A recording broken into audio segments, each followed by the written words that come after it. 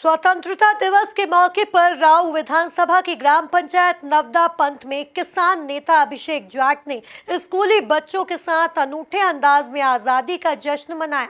किसान नेता ने जरूरतमंद बच्चों को स्कूली बैग वितरित किए, साथ ही स्वतंत्रता का महत्व समझाया और बताया कि भारत को कितने संघर्षों के बाद आजादी मिली। इस दौरान तोहफे पाकर बच्चों के चेहरे खिल उठे। मैंने स्टार्टिंग में भी कहा, और 78 वर्ष आज़ादी के जो हम आज पर्व मना रहे हैं, बड़े गर्व की बात है। हमारे पूर्वजों ने इस आज़ादी के लिए बहुत संघर्ष किया, और मैं मानता हूं कि आप सबको पता होगा, या हो सकता है मेरे छोटे छोटे बच्चों को तो पता नहीं है, कि जितने क्रांतिकारी थे 7,32,374 क्रांतिकारी शहीद हुए थे इस आज़ादी के लिए।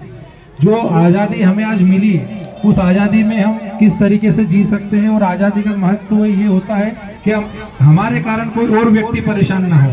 हम उस आज़ादी को सही तरीके से बुलाने का प्रयास करें। मैं सभी बच्चों से ये आग्रह करूंगा कि यहाँ पे पढ़ोगे तो इस देश का भी नाम रोशन होगा, नवदा पंथ का भी नाम रोशन होगा, इंदौर शहर का भी नाम रोशन होगा, और अच्छी से अच्छी पढ़ाई हो।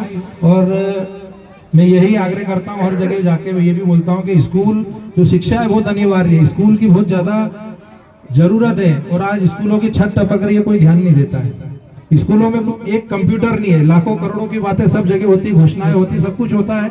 मैं मानता हूँ कि शिक्षा हमारे लिए बहुत अनिवार्य है।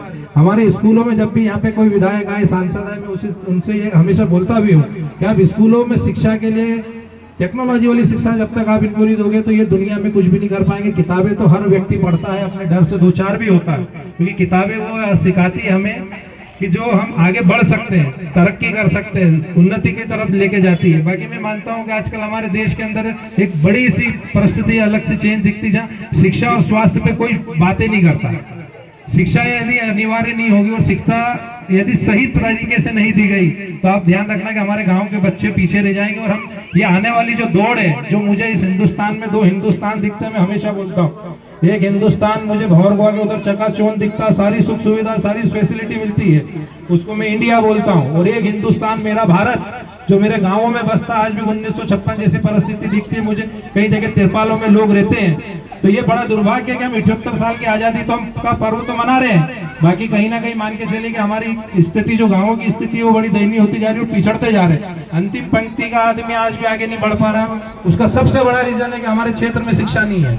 और यदि शिक्षा रहेगी, मैं मानता हूँ लाखों नौकरियां पूरे विश्व में, चाहे आप जर्मनी की बात करें, फ्रांस की बात करें, इंग्लैंड की बात करें, आपको जहां नौकरी करना मिल सकती है। यदि हमारे बच्चों को अच्छी शिक्षा नहीं मिलेगी तो वो नौकरी कैसे करेंगे वहां जाके?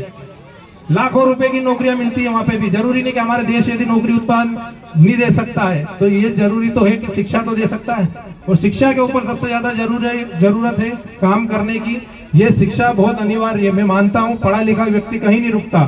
बाबा भीमराव अम्बेडकर ने भी कहा था, यदि पढ़ा लिखा व्यक्ति होगा तो नेताओं से भी सवाल करेगा, और पढ़ा लिखा नहीं होगा तो उनके झंडे बैनर पोस्टर जिंदगी भर टोकते रहेगा, और कुछ भी नहीं होना। जीवन में कुछ बदलाव नहीं आने हैं। तो बदलाव लाना है तो अपनी शिक्षा मजबूत करिए, अपने गांव की शिक्षा मजबूत होगी, अपने परिवार के गरीब बच्चों की शिक्षा मजबूत होगी। तो आप बात का ध्यान रखना कि ये देश बहुत तेजी से आगे बढ़ेगा, अपना प्रदेश आगे बढ़ेगा, गाँव नवदा पंथ आगे बढ़ेगा, और इसके लिए शिक्षा अनिवार्य है। इसी के साथ जय हिंद, जय भारत, भारत माता की जय। और सभी टीचरों से मैं आग्रह करूंगा, आप तन मन से पढ़ाइए, और बच्चों को जितनी अच्छी शिक्षा देंगे, ये आने वाले दौर में आपका नाम रोशन करेंगे। जहां जाएंगे आप यही कहेंगे कि हमारा, मेरे पढ़ाया हुआ बच्चा देखो आज वहाँ है, फॉरेन में काम कर रहा है, IAS है, IPS है, कलेक्टर है। जो भी आप इनको जिस तरीके से भी शिक्षा दोगे, ये आगे जाके काम करेंगे और देश का नाम रोशन करेंगे। इसी के साथ जय हिंद, जय भारत, भारत माता की, हर हर